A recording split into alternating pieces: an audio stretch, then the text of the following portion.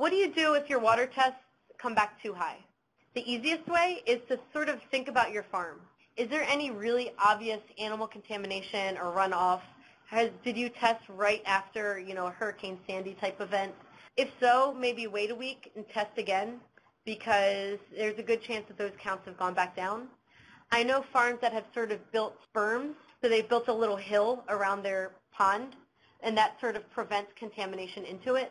There are some kind of chlorine type systems that they can install for a few $100s.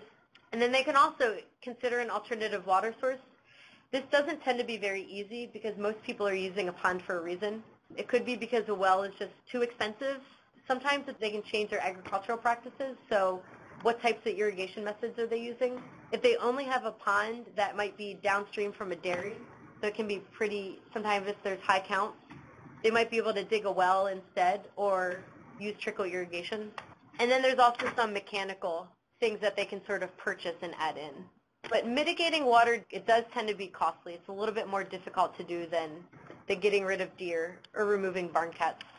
And for this reason, actually, the new proposed regulations, farmers are given an extra couple of years to comply with only the water requirements, just because it tends to take a lot more planning to deal with water quality than it does for a lot of these other agricultural practices.